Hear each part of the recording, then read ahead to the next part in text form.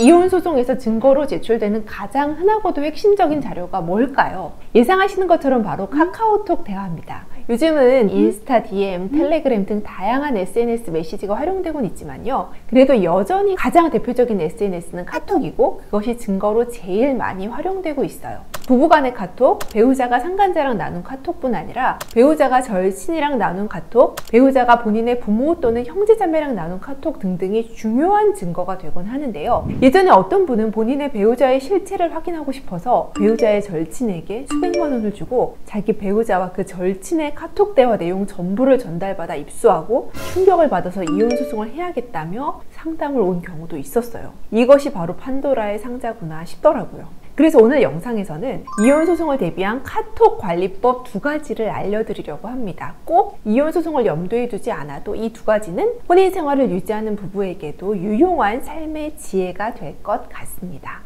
첫 번째, 배우자와의 카톡입니다. 배우자와의 대화는 전문을 남겨두시고 함부로 대화를 지우지 마세요. 나에게 유리한 내용의 대화는 당연히 남겨두면 좋겠죠. 배우자가 나에게 욕설을 하거나 부당한 트집을 잡는 내용이나 자신의 잘못을 인정하는 대화는 남겨두면 나중에 소송을 할 때 유책성 증거로 쓸 수 있어요. 반대로 나에게 불리한 대화라도요, 전후 맥락을 정확히 주장하기 위해서는 전문을 남겨두는 것이 좋습니다. 소송을 해보면 대화의 전체를 갖고 있으면 그중 자신에게 유리한 부분만 편집 발췌해서 제출하는 경우가 많아요. 예를 들면 부부싸움을 할 때 서로 욕을 주고받았으면서 보통 자신의 욕설 부분은 쏙 빼고 배우자가 욕설한 부분만 제출하는 경우가 많거든요. 이때 그 전후의 대화를 내가 갖고 있지 않으면 편집된 증거만으로 판사님의 판단을 받아야 할 수 있어요. 판사님에게 저거 편집된 거예요 라고 말로만 주장하기보다는 전후 맥락을 전부 파악할 수 있게 전후의 대화를 전부 제출하면 판사님이 그 전부를 보시고 정확하게 판단하게 되거든요. 예전에 어떤 신혼부부 이혼 사건에서 판사님은 저한테 부부의 결혼기간 동안에 카톡 전체가 있다면 전부를 제출해 주세요 라고 하신 적도 있었어요. 전체적인 부부의 살아온 세월을 가감없이 보고 싶으셨던 거죠.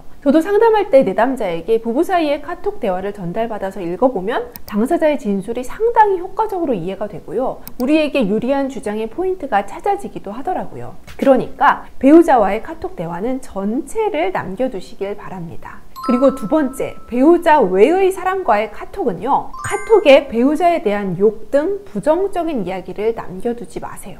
요즘 카톡 대화가 워낙 많으니까 아내든 남편이든 자신의 본가 식구들과 배우자에 대한 욕을 하거나 또 친한 친구와 단톡창에서 자기 한풀이조로 내 배우자에 대한 부정적 이야기들을 하곤 하는데요. 예를 들면요, 아내가 야 우리 남편 극혐이다. 맨날 술 먹고 더러워서 가까이 오는 것도 너무 싫다. 시엄마가 또 갑자기 집에 온다고 해서 너무 짜증나네. 또는 남편의 카톡에는 엄마 땡땡이가 또 이혼하자고 하는데 정말 이제는 참기 힘들어요. 엄마 같은 여자 만났어야 하는데. 또 친구에게 야 우리 와이프는 지 부모 닮아서 돈을 얼마나 밝히는지 정말 정 떨어지네 등등 별 이야기가 다 있습니다. 그런데 그러한 대화를 그 주인공인 배우자가 우연히 보게 되면서 그것이 부부간의 극심한 갈등의 원인이 되거나 그 대화를 증거로 수집했다가 차후에 이혼 소송을 할 때 증거로 활용되곤 합니다. 그러니까 배우자에 대한 욕을 카톡에 남겨두지 마세요.